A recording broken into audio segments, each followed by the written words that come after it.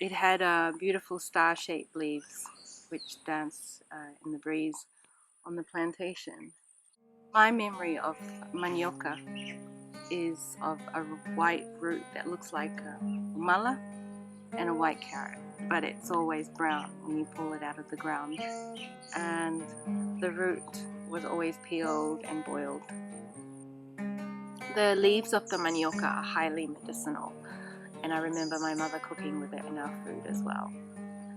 It went into the soups, stir fries, wrapped up in like luau, or just plainly boiled.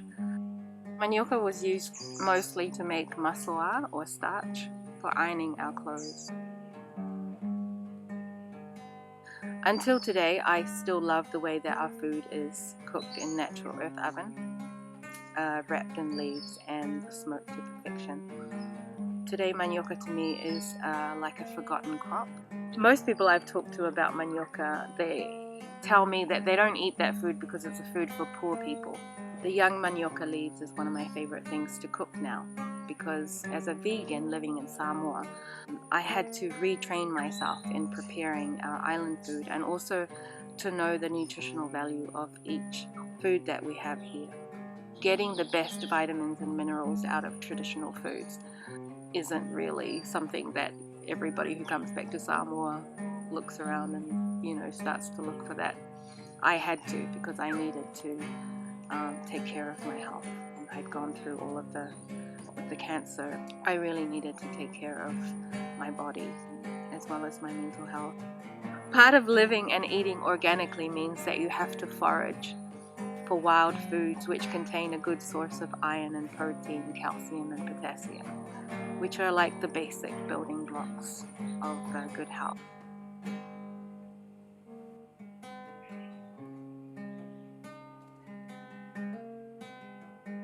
And since the beginning of this adventure, I found myself naturally drawn to foraging for wild fruit and medicinal food.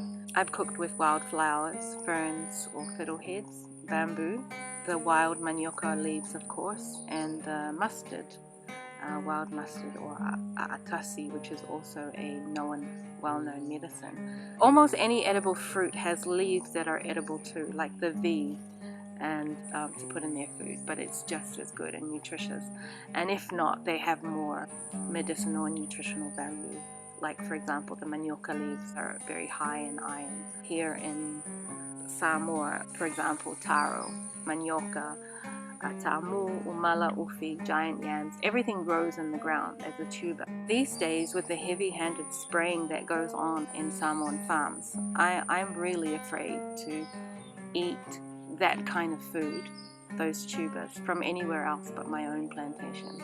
Reason why is glyphosate. This chemical is a weed killer. If it kills weeds, which are living things, it can kill us too eventually through diseases such as cancer. It will affect the growth and health of your crops. The tree's ability to resist pests and diseases will be significantly affected. How do I know all of this? I don't need to read it.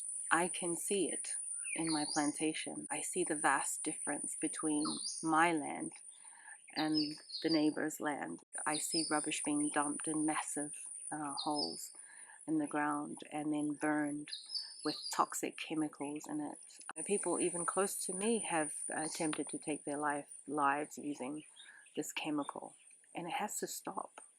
It has to stop. That's my mission. It's part of a very big mission, and I hope that this message is repeated.